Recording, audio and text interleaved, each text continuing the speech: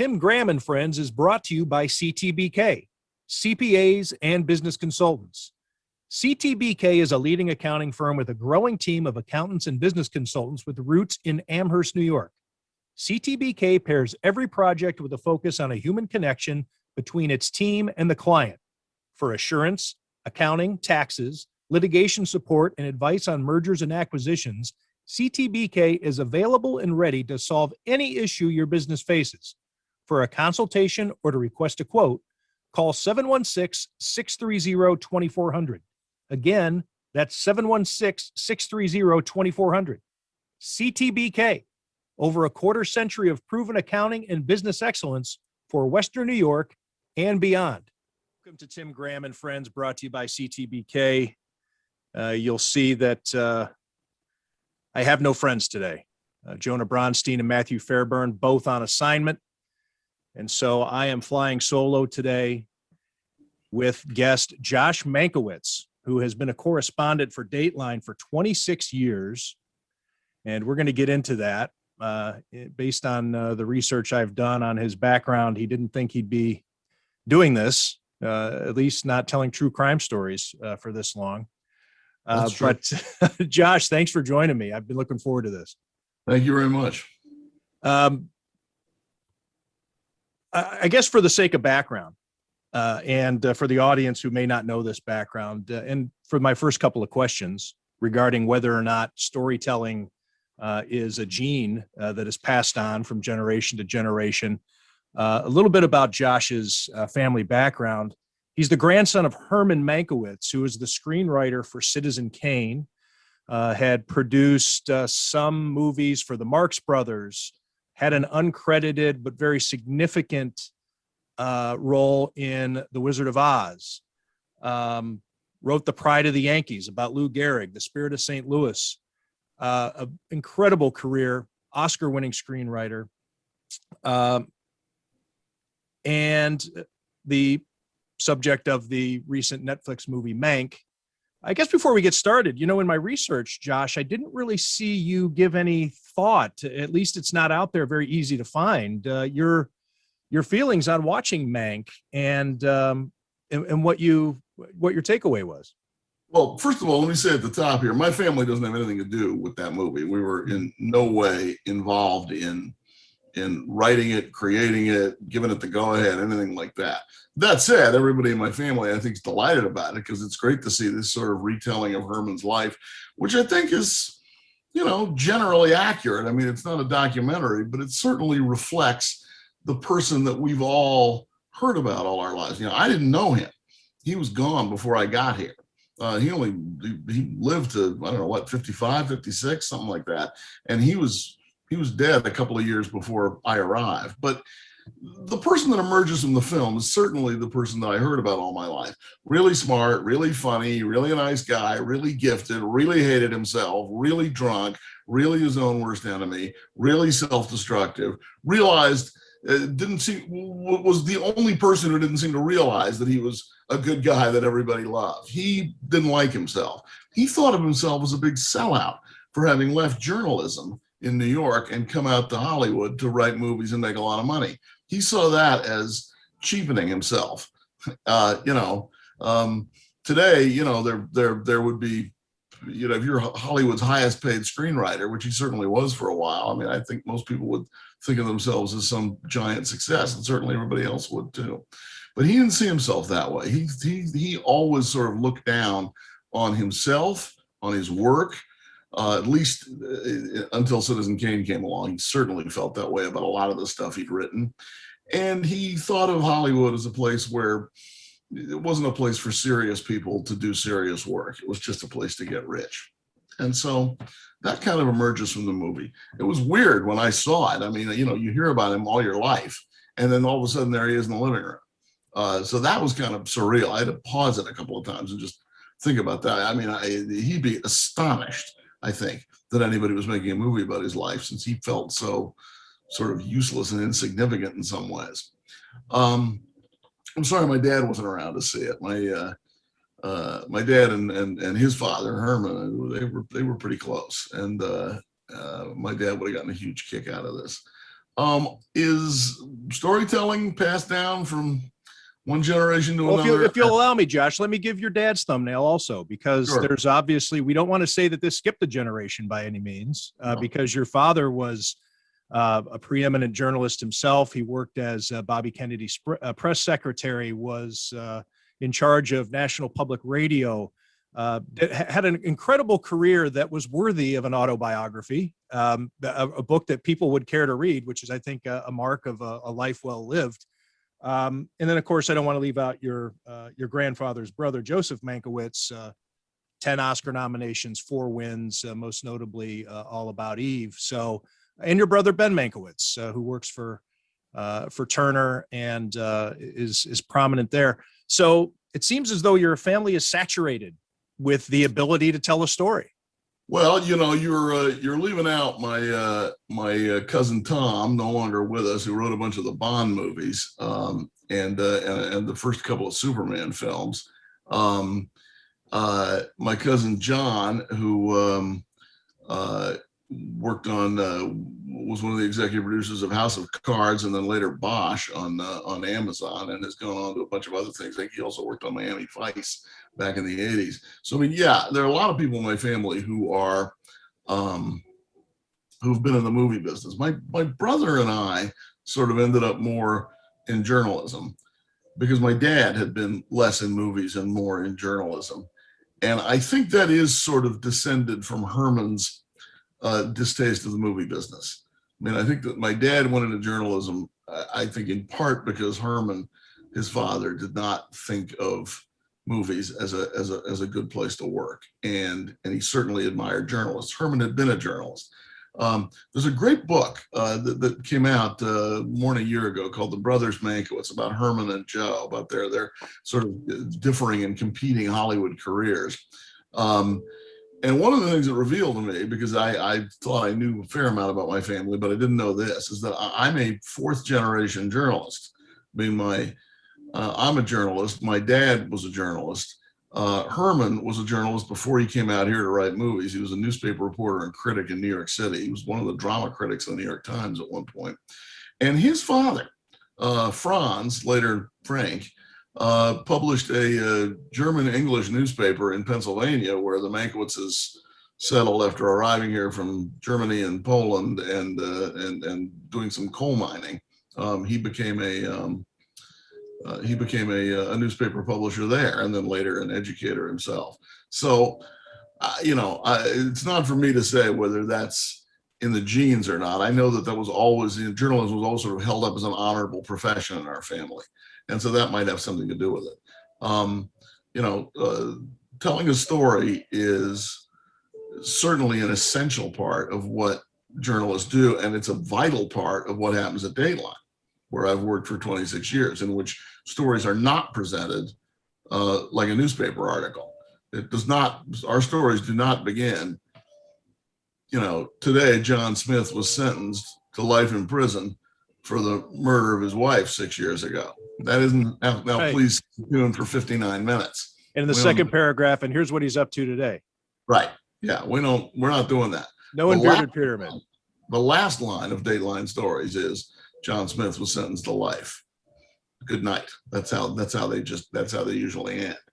And so that's a whole other different way of storytelling. I mean, you begin by saying, John and Mary had a, storybook marriage. John and Mary met in high school. It was preordained they were going to get married. Then you tell the story about how happy they were. You interview some people who knew that. And then you talk about how things seemed to change. Things went wrong. And then all of a sudden she's gone. She disappears. Can't find her. What does he do? What does he say? And that part of the story, that part of the Dateline story, all the true crime that we do, that part of the story is fun. The sort of taking people through the tick-tock of the investigation and leading them around some corners in which it, certainly looks like this guy's guilty. And then it turns out, well, actually, maybe not, because here's this video of him in a convenience store 30 miles away at the time of the murder. So maybe he's not the guy. That part of it is fun to do. The other part of the story, which is the murder of somebody and the loss to their family and the people that love them, That's not fun. And so when you do Dateline hours, all of us who are on Dateline, when we do that, we have to draw a really strong, bright line in between the storytelling, where you can have some fun with the audience, and the story, which is super serious, and you can't try to get any laughs out of it.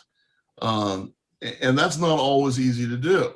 But when you do it, then you have a story that people are both interested in, and they also feel from it what they ought to feel, which is, this is terrible. Yeah, I think that, I'm trying to sometimes, when I watch Dateline, not only look for things that I can use, devices. I'm more of a narrative style journalist myself. I'm not writing briefs or hard news stories or up to the minute type things. I do deep dives, and I'm constantly looking for things that I can use in my writing and to beneficial effect. I think you're able to do that with a narrative style writing where the shape of the story isn't that inverted pyramid, but more of a just big rectangle. And if you can have great bits of information at the end of the story that you hold back on. But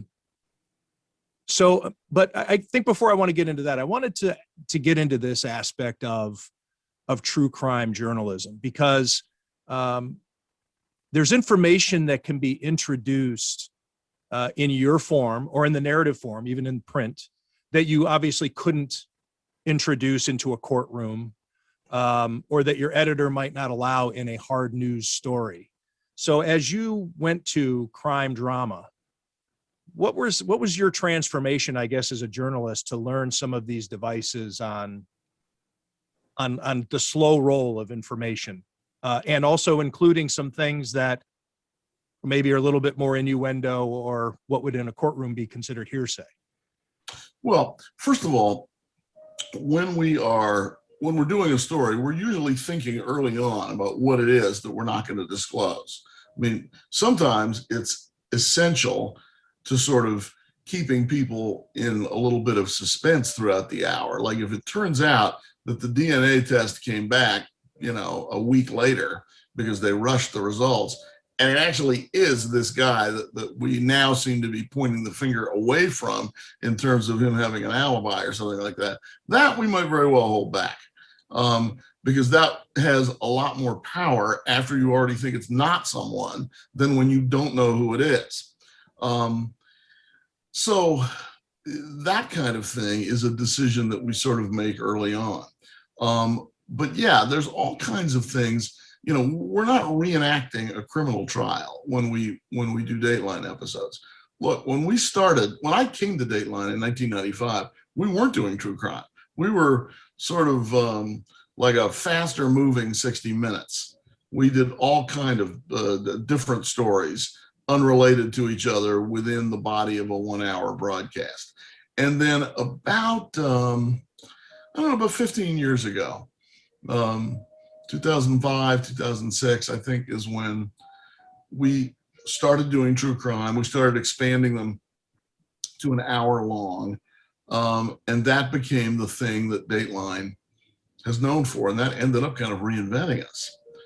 And, now, I mean, when you hear people say to their friends, don't date that guy, you're going to wind up on Dateline.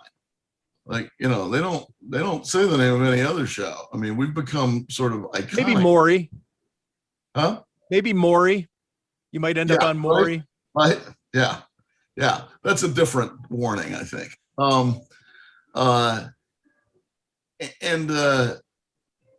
And that's because of the way we tell the stories. That's not just because of the fact that we do the stories, because other people do the stories, but we tell them in a way that draws people in. And we spend a lot of time thinking about that. So, for example, one of the things you see in this job is this tremendous wave of violence in this country, most of it by men, most of it against women. And much of that within the confines of a relationship. And a lot of it is violence that wouldn't be admissible in a courtroom. It's not on a police blotter. It's not on a hospital sign-in sheet. It never gets reported. Maybe it gets talked about to friends in a kind of hearsay way. Some of it is threatened violence, blocking somebody's way so they can't leave the house, taking somebody's car keys, yelling at somebody so loudly that they shrink back. Much of that would not be admissible in court, but it's all a vital part of our storytelling. And it tells you a lot, not about the crime, because we're less concerned on Dateline about the crime than we are about the relationship that sort of led up to the crime. I mean, we could do only serial killers if we wanted to. We could do all kinds of terribly bloody crimes, which are much worse in terms of the violence than the things that we do now. But we're not really looking for that. Most people are never going to be the victims of violent crime, which is a good thing. But everybody has been in a relationship that did not work out the way they wanted to. It's that draws people into Dateline, because of the things that people do, often to somebody that they once loved, often to somebody who's the mother or father of their children, when they are seeking to get out of a relationship instead of just leaving, getting a divorce, saying, we can't do this anymore. Some people don't want to do that. That's what leads to the kind of stories that we cover. And a lot of that, you're right, wouldn't make it into a courtroom. The other thing you see, in addition to all this violence and the behavior of men, which is frequently shocking, is the belief by women in a lot of cases that, and this is a message that this country has sent repeatedly and wrongly, but repeatedly, that without a man in your life, you don't have any value. So you need to accept the fact that being treated badly is sometimes the price of being in a relationship. Now that's crazy, but we see it all the time. There are people who believe that or who don't act on what they believe. So many Dateline stories involve women who think like, hey, this is ominous, but they put that aside, and then they end up being the subject of a Dateline hour. So, I mean, one of the messages when I talk to people, I say, look, if you have the instinct, this is the wrong place for you. This is the wrong guy. This is the wrong relationship. Don't wait to see if you're right or not. Get out. Those kind of things probably wouldn't make it into a courtroom, but they're all integral parts of a Dateline episode. And how did that transformation of going from traditional journalism, as you did, covering wars, everything from wars to high profile entertainment interviews with actors and musicians and whatever, to these types of stories that you're telling? Because there probably was I'm guessing there was a transition where you had to rewire your brain a little bit.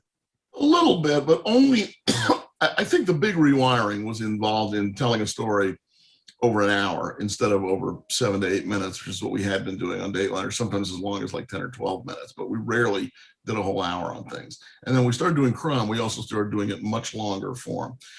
I was a political reporter for most of my career. I was a political reporter at local stations in Washington, D.C., in New York City, and then here in Los Angeles.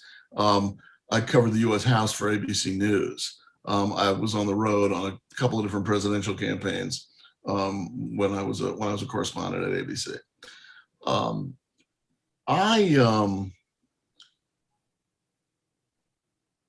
I actually don't perceive what we're doing now at Dateline as being terribly different from what you're talking about being traditional journalism. It's longer. You need to make an effort to make sure, just as when you're doing an evening news story that's going to be a minute, 15 seconds, you certainly don't want people, bored and tuning out at 38 seconds in. And you don't want people on Dateline tuning out at 38 minutes in. Reporting is reporting. And I don't need to tell you that. And writing is writing. And one of the things about Dateline is you get to do sort of more of both of those in an hour. So much of the story that we try to tell through the back and forth interview, and this is not like a documentary, which is just endlessly me talking over pictures and then somebody popping up to speak. The idea is that Keith or Dennis or Andrea or Natalie or I are telling this story, and and that you're sort of, the idea is that we hope this is what happens. We're asking the question that the audience wants to be asking at that moment. And we get better at it. We listen to what they think in social media. The idea is you want to challenge everybody in the story, and you want the audience to see you challenging everybody in the story, even your sympathetic characters. Obviously you're going to say to the murderer, how do you dispute the DNA evidence? You were there, right? That's sort of the easy question to ask. The tougher question is to say to family or police or friends, did you make a mistake here?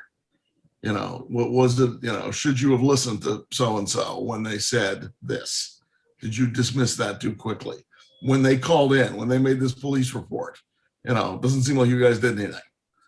Though you have to challenge everybody, not just your sympathetic characters, or including your sympathetic characters, not just the people that the story ends up convicting, or the legal system ends up convicting. What's it like for you as the correspondent when this is, I don't want to say the only story you're doing, but there are so many similarities. Obviously there's drama, it's a whodunit, there's a dead body, 99 times out of 100. Does it ever, I guess, how often do you find yourself fighting to tell a different story, even though there are so many nuances? Each story is different, especially for the viewer who tunes in once a week. But as the correspondent, this is your life. You go from story to story to story. And there are these threads of heartbreak. And I guess what's it like for you to make sure that each story gets its own just due? Well, First of all, there's a big crowd of people that you don't see that make sure of that at Dateline.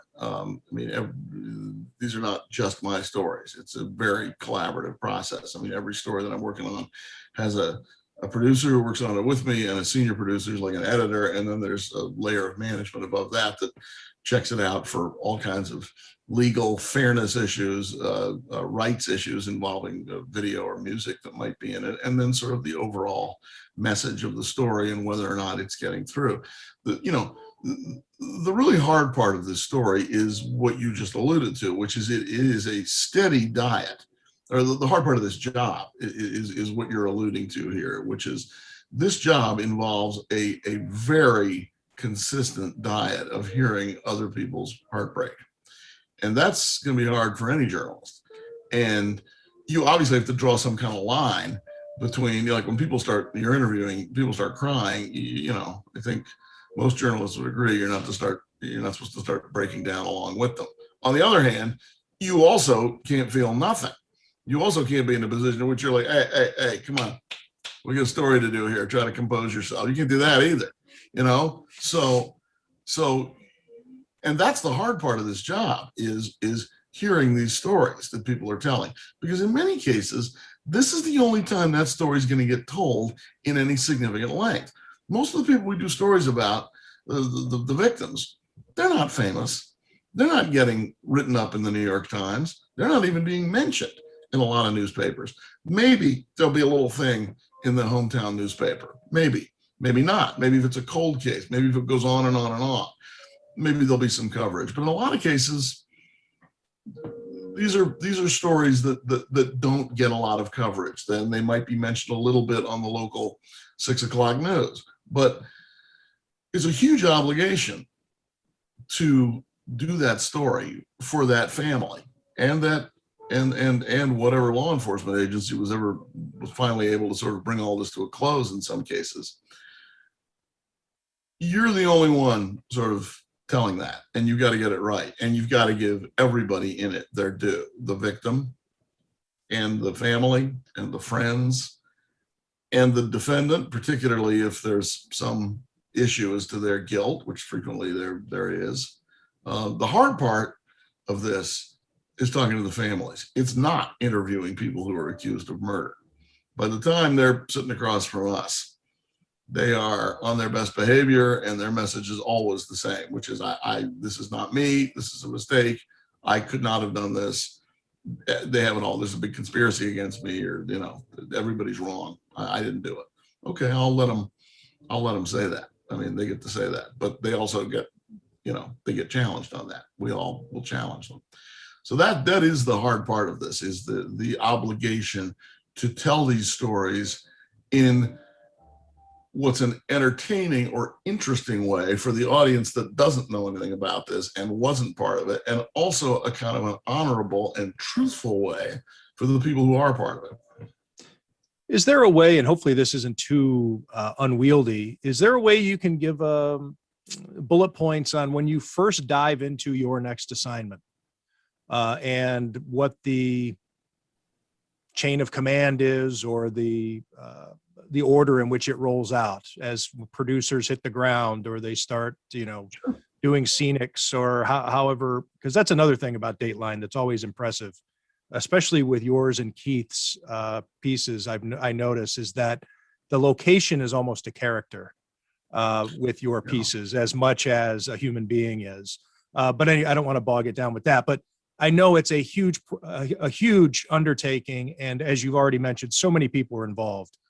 But what's the quick rundown? Well, first of all, there's a tremendous amount of spade work that happens before anybody gets on an airplane. We hear about stories in a lot of different ways. Sometimes we read them in the newspaper. We read the papers all over the country all the time. And we have the country divided up into different zones, and different producers in New York and people in New York are responsible for, like, I'm sure there's one guy who just reads the papers in Florida, right? And that would kind of give you you might need 3 of what life is like, right? But there is we see stuff happen in the newspaper. Now, obviously, when something happens in the newspaper, when you see a murder has happened, or even if it's not a murder, someone is missing and it looks like nobody knows what happened to them, we have no idea how that's going to come out. They could be found the next day, or it could be a murder, but it could be solved like essentially instantly, which means we're probably not going to end up doing it. But we start making phone calls right away when we hear about something. We also hear about stories, now that we've been doing this for so long.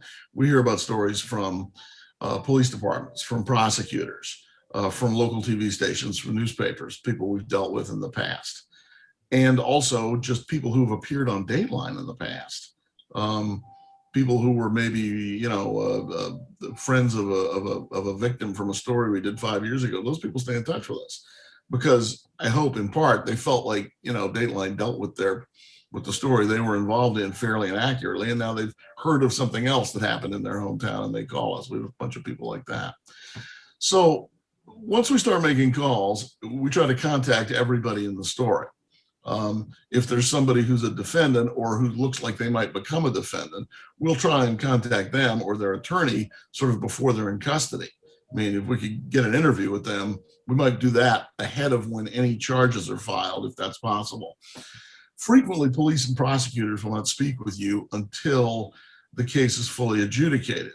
So you have to kind of wait sometimes for a verdict before you can go down that road and talk to them. And you want to talk to them because you want that 911 call, and you want some of the crime scene stuff that we can actually show. Some of it we can't, but some of it we can. And we want the tick-tock of how the investigation progressed. And you usually can't get that until the whole thing's over. But victim family, victims' friends, people who were aware of what was going on in whatever this relationship, friends of the accused or the person who's a suspect, attorneys, defense attorneys, all of that, those interviews are all available early on. Sometimes you want to wait a little bit and see sort of what's happening before you interview, a defense attorney. You want to find out, well, we think they're going to file charges. Let's wait until they've actually charged this guy before we interview him.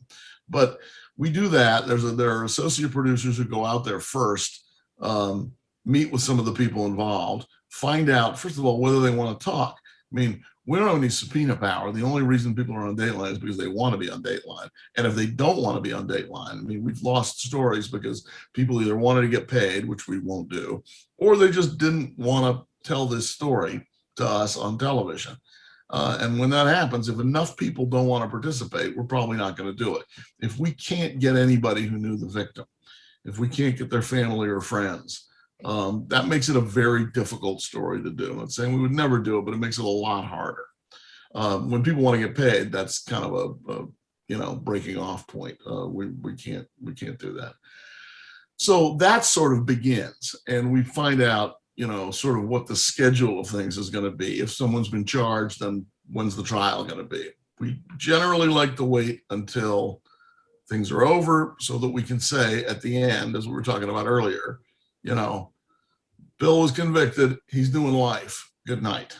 Or Bill was acquitted, whatever. But you want the ending. The audience likes an ending. We've tried to do cold cases before with varying success.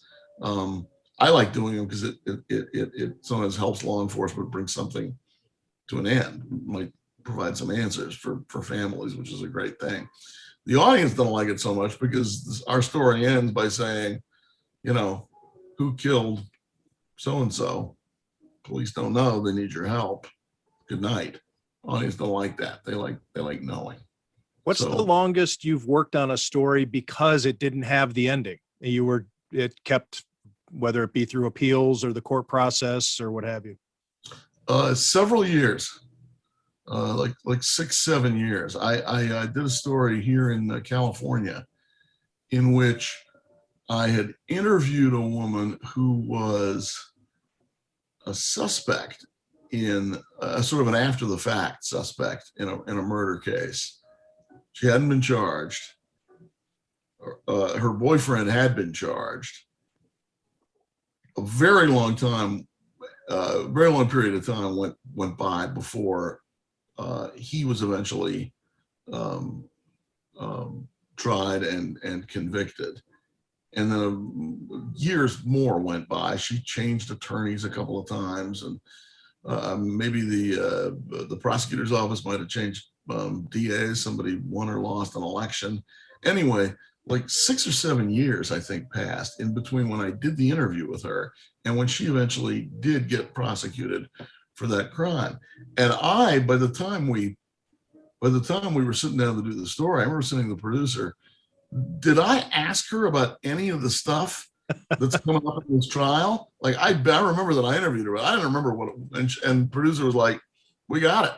The issues didn't change. Where it's all the questions that were the questions 7 years ago are still the questions now." So we ended up running it. But that happens. I mean, we did a story. I wasn't personally involved in this, but Dateline did a story that aired 5 hours over 3 nights earlier this year called The Widower, which was about a guy in Las Vegas who'd been married 6 times and 4 of his wives had died. And we started gathering material on that. Our producer, Dan Slepian, who masterminded that project and followed it all the way through. I think he started on that like 13 years earlier. And he had interviews with this guy over 13 years. I think that's the right number of years, but it was more than 10 years in which he sort of followed this guy along as these different court cases progressed all the way to the end. And it was it was an amazing story. And we do that. I mean, Dateline's big enough that we can do that. We hang on for a long time because frequently, we go out, we gather stuff, we talk to the people who are willing to talk. We wait for the trial, then the trial gets put off, and then it's another 6 months. And meanwhile, I'm working on other stuff, and then we do some more things, and the trial gets put off again, and then there is a trial, but it's a mistrial. So now you're waiting, 8, 9 more months or a year for the next trial to happen, and then it finally does, and we're still there. We're waiting, and we've got a lot of stuff now. And so if it's long enough. If there were a couple of trials, that can be not just 1 hour, but 2 hours, which we prefer. How many interviews or how much of the interviewing do you actually do? Upwards of 90%. I mean, every now and then there are interviews that are done just by producers, which are more sort of informational interviews. Like you interview the guy that found the body, for example. He was out jogging and he saw a body. There's not a lot for me to ask him. There's no challenging to be done then. He's just telling the story of And I go for a run every day at 6:30 in the morning. And this time I saw somebody lying next to the path. I thought they were asleep. I bent down. I realized they were dead. I called 911. You don't really need me in the middle of that narrative. So those kind of interviews I don't always do, but sometimes I do. It depends. But yeah, I mean, all the significant interviews, the idea is the correspondent's involved in. And then we're also, you know, deeply involved in writing the script, because it's supposed to be, you know, the idea is a Keith story and a Josh story are not supposed to sound the same, and they don't. Right. I don't want to, hopefully this isn't a trigger word, because I'm using it more as, I don't want to say the word crutch. That's the trigger word. Is there a template you find yourself relying on with these stories? But a template also can be construed as, you know, not giving it original. But you have to go from story to story, and you need whatever it is device process to complete this. There is no Dateline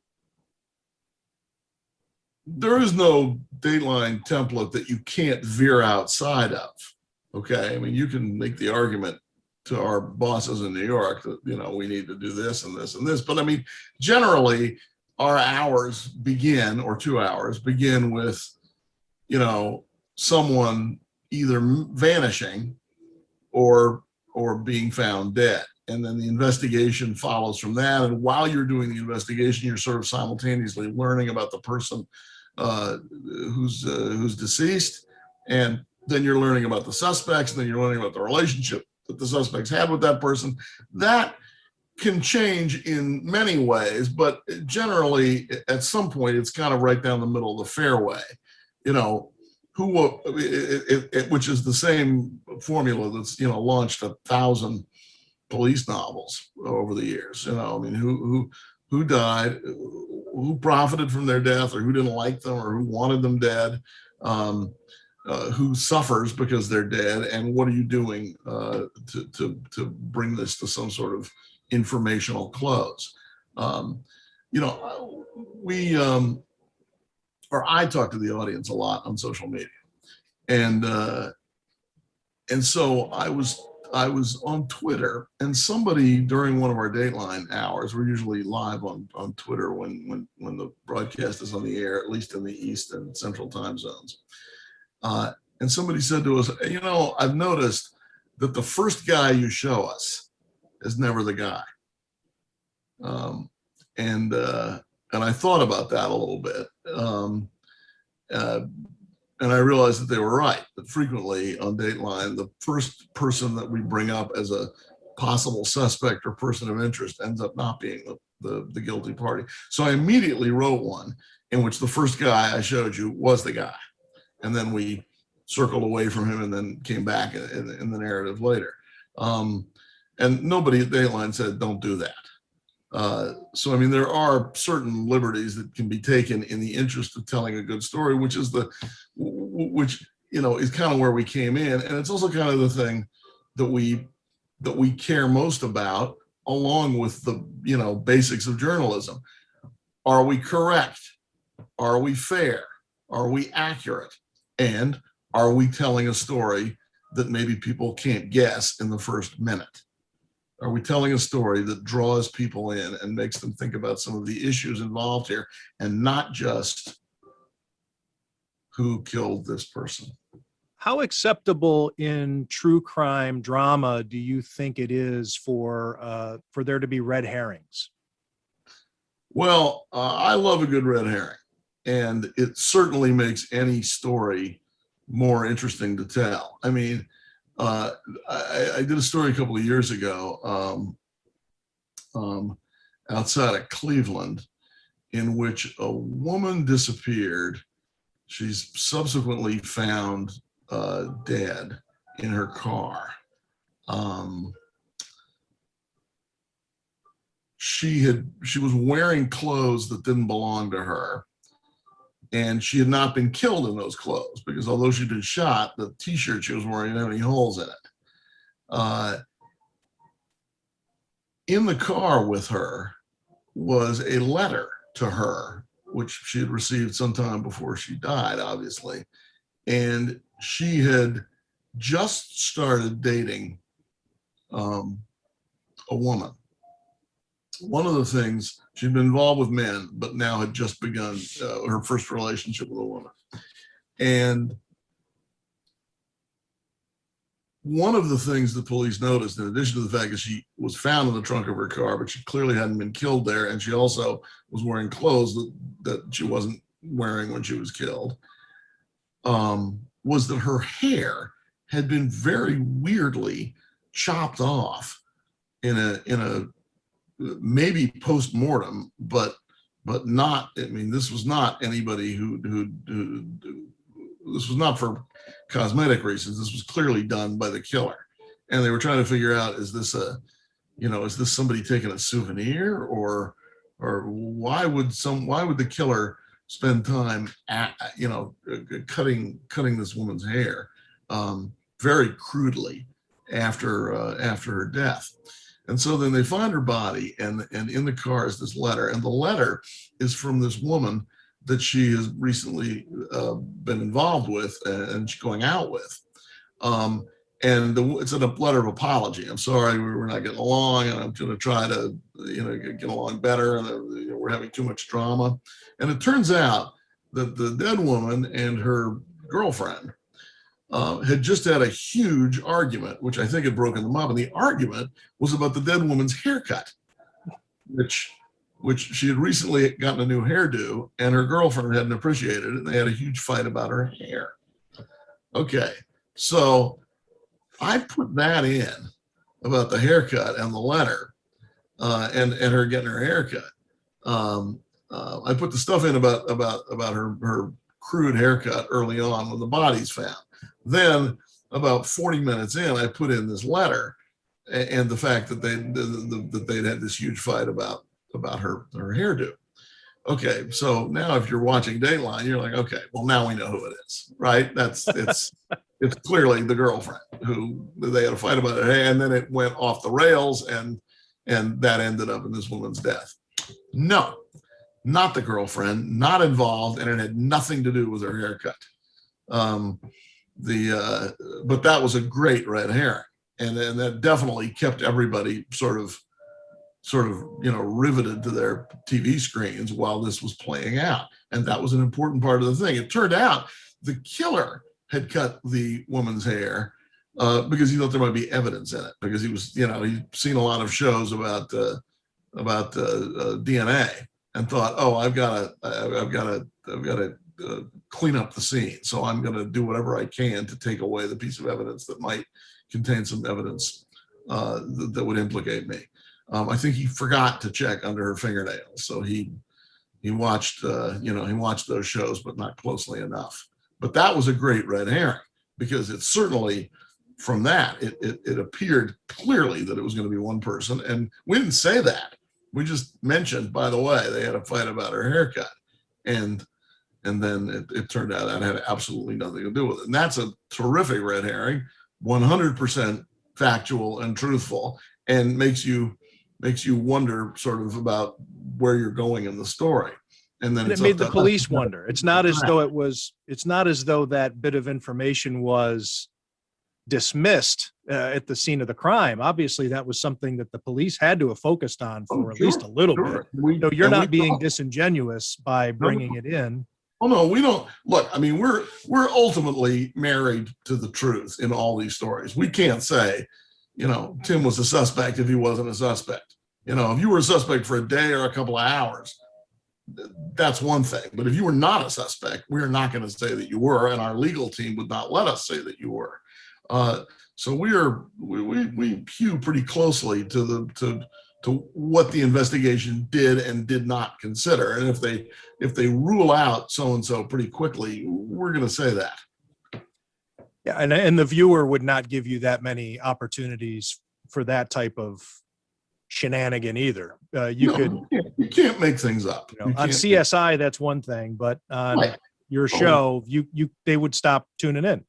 No, look, it would be great. I mean, we all laugh about this. I mean, look, we could make people say whatever they wanted. It's a bit different world out there, but we can't, and we don't. Both literally we can't do it, and ethically we can't do it. I mean, they've got to, people are talking about a real thing that happened, and And we press them on the details to make sure that what they're saying is, even if it's not 100% true, it's at least true that they believe that.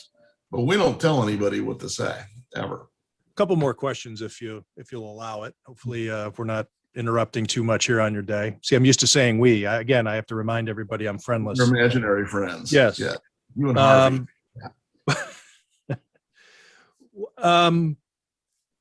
How do you, what's the art to emphasizing the twist?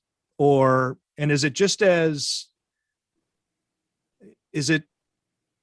I guess I'll leave it at that. Although all right, this is a very terrible way of forming this question. I have two things in my head. One, the twist, but also the commercial break. And there's a difference there of the cliffhanger versus the dramatic twist. But is there a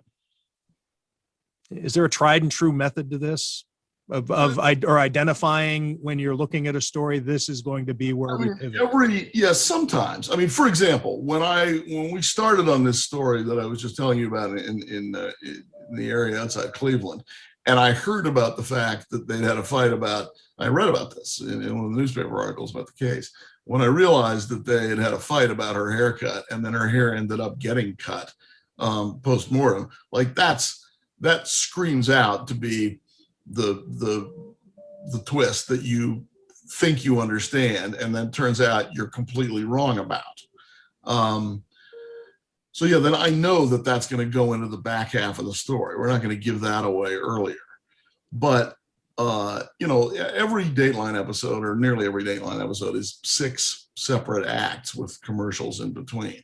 And there's obviously some rules set down by the network, which we can't change, that they have to, those acts have to end at certain times. Like you can't have a 27-minute act followed by a 2-minute act. Like they gotta be certain times where the network has to get on for network ID or station ID, and local news stations, at 10:30 or at 10:50 or whatever it is, want to be able to do a little news break for their late local news. I mean, so there's certain rules that we have to adhere to. And sometimes the ending of a Dateline episode allows you to put in some sort of cliffhanger or twist or allude to something that maybe you're only being really allowed to do by the fact that you're going to go off and do a commercial for a couple of minutes and then come back. So sometimes it's nothing more than like, and then they got a phone call. Who was it calling? Right. We'll know when we come back. Right. You come back and it's like, well, it turns out that was the wrong number, because, you had to end and then you had to begin again. What I've tried to get away from doing is that annoying recap that we used to do. Just takes up more time. Which from the storytelling that you really want to do, you come back from a break and then you have to say like, yeah, remember you went to work today and then you came home and then you were watching TV and it was Dateline and we were up to this point in the story. Like most people, I think, remember, sort of what was happening. So if you can do that in one line, police were investigating the murder of John Smith, that's it.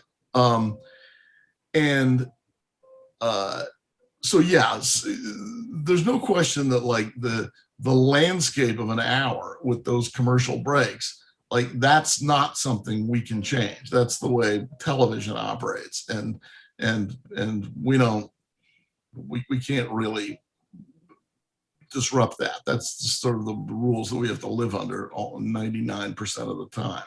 So you have to be aware that, when we sit down before we start writing and editing anything, and we sort of lay out the story in 6 parts.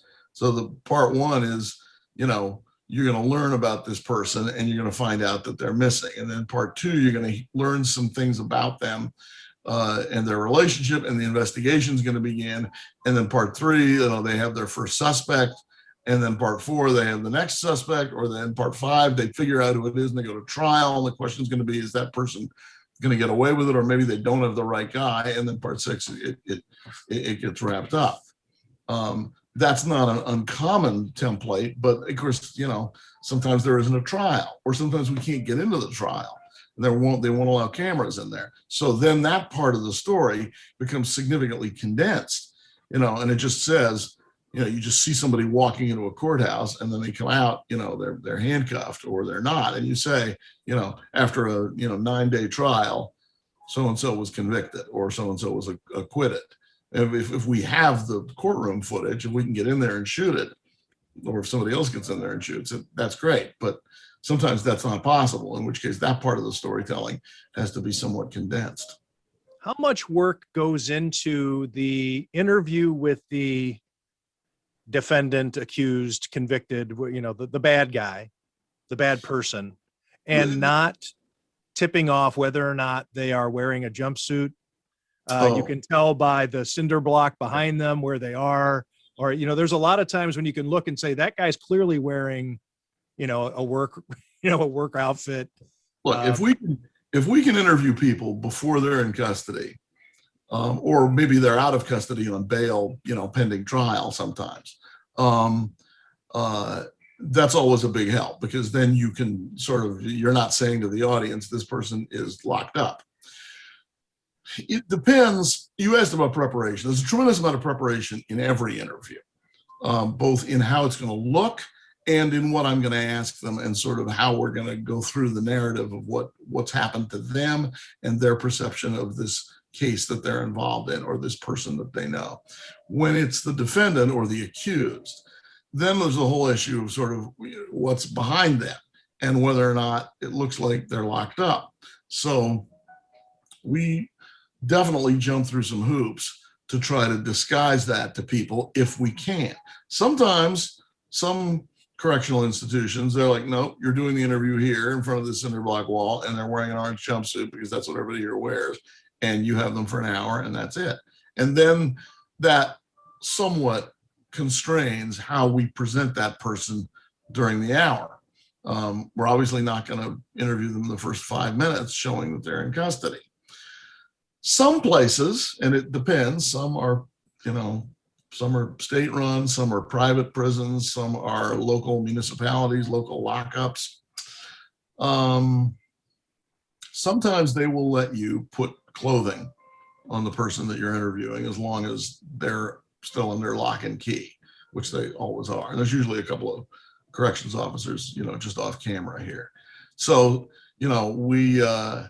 I was interviewing a guy in, I think in Cincinnati, and he was wearing a coverall, but he had a white T-shirt on under it, and the prison let us pull his coverall, take the top part of his coverall down to his waist. So now he's just sort of wearing the bottom part of it, the pants. And now he's just wearing a white T-shirt up on top. And we'd gone to Banana Republic that day, and we'd buy like a extra large dress shirt, and we put him in that.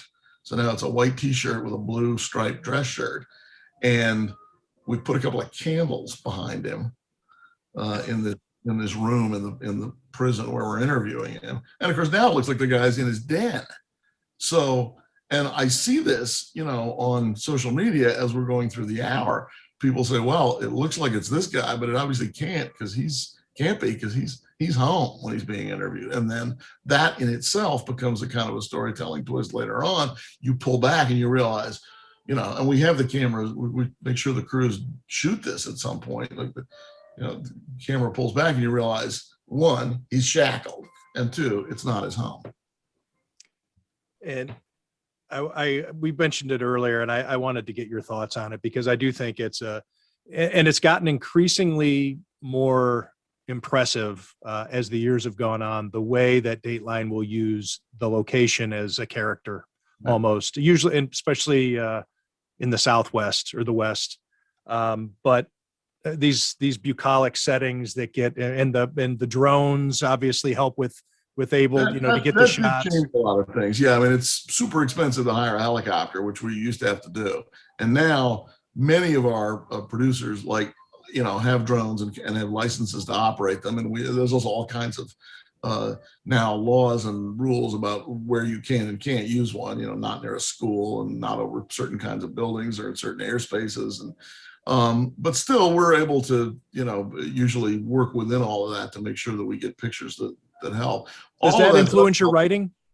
Excuse me? When you're doing the script, does that influence your writing, that you have this? Oh, sure. We know all that. We're frequently we try to figure out what what we don't, it's better if we can write the script and then figure out the pictures that go to that, as opposed to go and shoot for a week and then realize, oh, I have this, so I have to talk about the old mill because we have all these pictures of the old mill.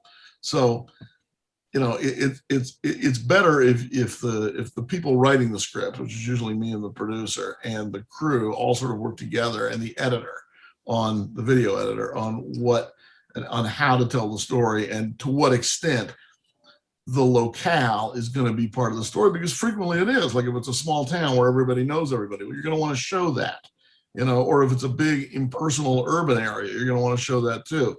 If the person's found in this forest on the edge of town, a drone is a great way to sort of get up above that and take some sort of loving pictures of that area, in which you sort of get a sense for, how big it is and how hard it would be to find anybody who was lost in there. And all of that is something that, supposedly the videotape editor and the producer and the camera people and the correspondent are all working together along with the producer in charge of the story. Wrap it up in a bow with this question, however you want to answer it. What's your favorite part of storytelling? I